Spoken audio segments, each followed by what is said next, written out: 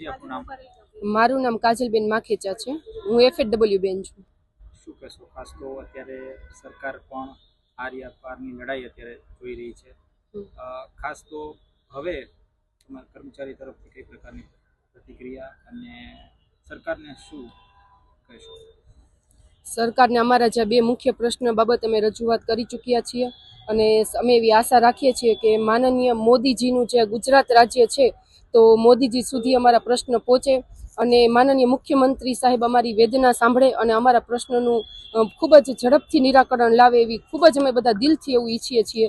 અને અમે જે હક ધરાવીએ છીએ હકની અમને જલ્દીથી અમને અમારો હક મળી જાય એવી સરકારશ્રીને અમે નમ્ર વિનંતી કરીએ છીએ. અને ખાસ મોદીજી સુધી તમારા મીડિયા લોકો અમારો અવાજ પહોંચાડો અને અમારા પ્રશ્નોની અમારી જે વેદના છે ને એ મોદીજી સુધી પહોંચાડો અને મુખ્યમંત્રી સુધી પહોંચાડો. લાંબા સમયથી આ અત્યારે ચર્ચાનો વિષય બન્યો છે.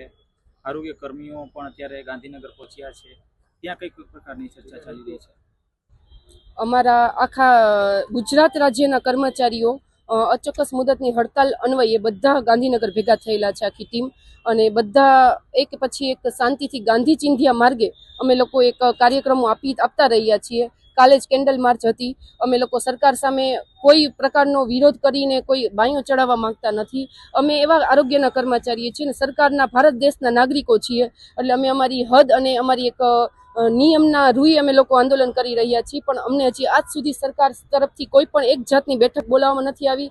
સરકાર તરફથી અમને કોઈ સાંભળવામાં નથી આવ્યા. એટલે સરકારને અમારું નમ્ર નિવેદન છે કે બને એટલું જલ્દીથી અમારા પ્રશ્નો સાંભળવા બાબતે અમારી બેઠક બોલાવવામાં આવે અને અમારી મિટિંગમાં અમારી ચર્ચા કરવામાં આવે અને અમને અમારા પ્રશ્નોનું સોલ્યુશન કરી આપો.